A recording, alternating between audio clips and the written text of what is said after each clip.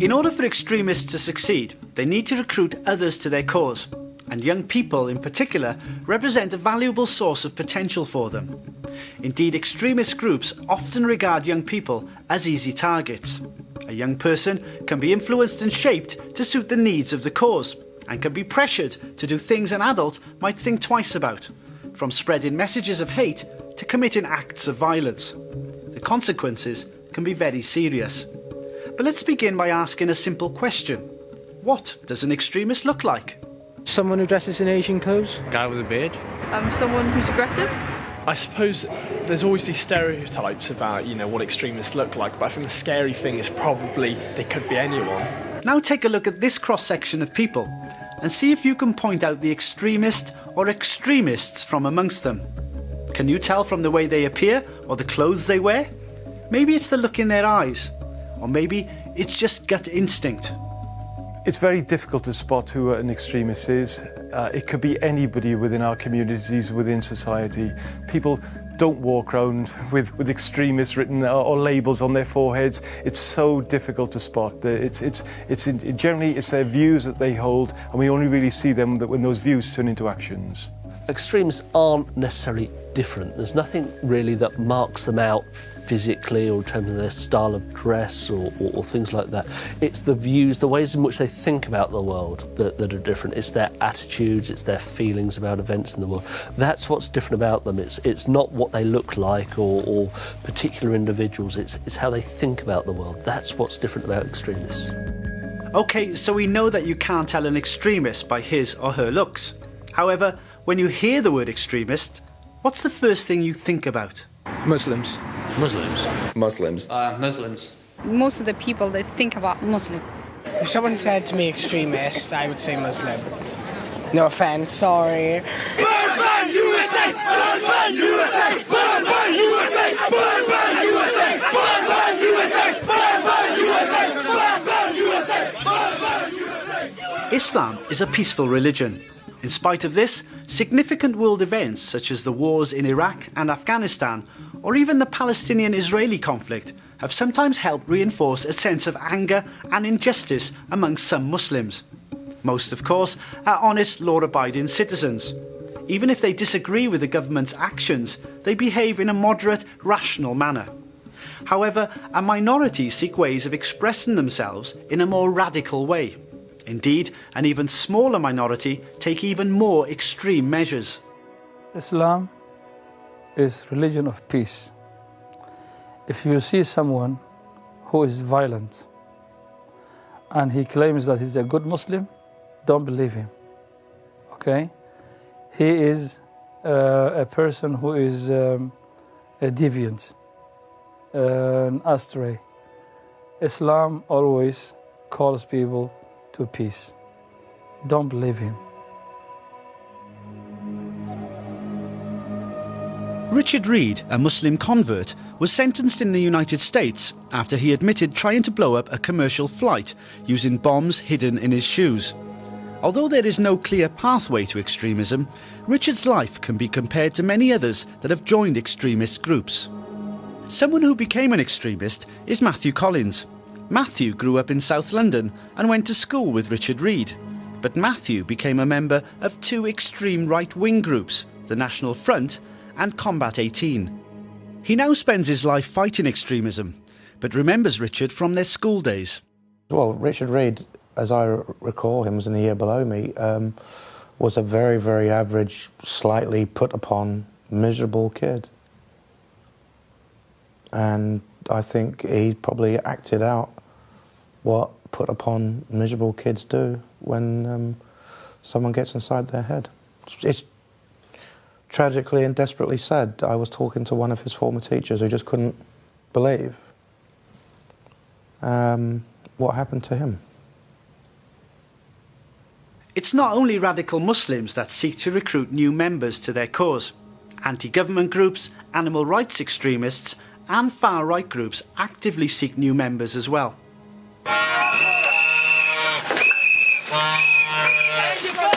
There are a number of different ways in which people are drawn in towards extremist positions. The internet's a big one at the moment. The thing that we're interested in, though, that we've come across, is actually personal contact. In the media, there's a temptation to say that extremists are wild, fanatical kind of individuals. Actually, very often, the people who are most effective at recruiting young people towards extremism are very charismatic, engaging individuals, and that personal contact is very important in this process of developing and moving towards a more extremist viewpoint. They spent a great deal of time shaping me, if you will, knocking out of me some of the things I liked. They reshaped me. They brainwashed me, if you will. I don't know. But again, I wanted to have this happen to me to make me a better person in their eyes. So they knocked a few things out of me. They knocked some of the element of fun, some of the elements of a carefree, open lifestyle out of me, and shaped me into a different person that was still boisterous, was still noisy, still quite humorous, but they changed my humour.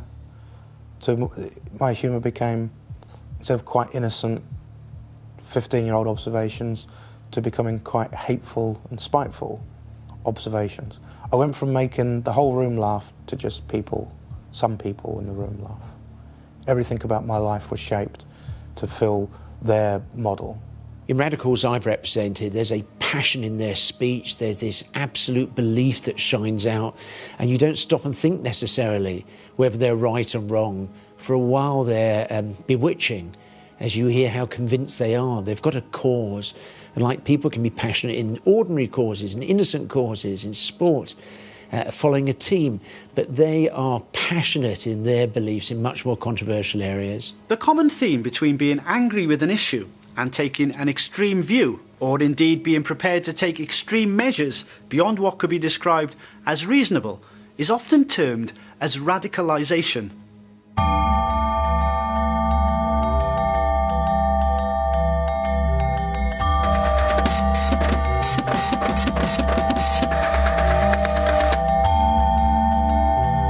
After 2001, after the events of 9/11, people thought that you could just profile and say there's certain types of individual who will drift towards extremism more than other types of. Actually, the research says that's not true. The thing that moves people along a process of radicalisation, that moves them towards being extremist, is a number of different sorts of events that happen to them. So it's not the person, it's the situations that they go through that's important. And these will be events that have sort of emotional power and significance for them. I've represented a number of people who are considered by the courts to be radicals, whose views are so extreme, they're so far outside the mainstream thinking. They don't abide by the ordinary rules. They feel they're justified in going their own way and disregarding the ordinary rules. They don't have restraints. They feel they've got such a just cause that they can do whatever they want to achieve their aims. Matthew Collins was fortunate to see that extremism wasn't the answer to the problems he perceived as a young man. Indeed, he now spends his time fighting extremism at all levels. Others, however, have not been so lucky. Indeed, there are many that have been convicted of a variety of crimes after becoming radicalised. Some have even given their lives for their cause, but worse still, have taken the lives of innocent others to prove a point. So how do you spot those that have been radicalised or are in the process of becoming radicalised? And in fact, what should you do if you suspect an extreme individual or group is targeting you? It's actually very difficult to spot that this is happening because there's a process that's referred to as grooming. So, someone will not just come up to you and say, hey, do you want to come along and be an extremist with us? It's a far more subtle, complex process that evolves over time in terms of how it happens. And this grooming process is quite sophisticated in how it works and the psychological dimensions behind it. But if you listen to people and if they have a certain degree of intolerance in the way in which they talk about things, if they seem very inflexible in their viewpoints, they're not willing to listen to counter-arguments, and if they kind of have a very strong narrative that they apply across situations, you know, that's some of the things to just be mindful of and aware of. People can be groomed to having a particular point of view, generally speaking, by the information that's presented to them. This type of information could be very emotional, and extremists will use things that they know will hook that person into finding out more and more about that particular subject. Unfortunately, they become very, very emotionally attached, and they think that what they're reading and what they see on the internet is factual, and that's something they really should do something about to take action.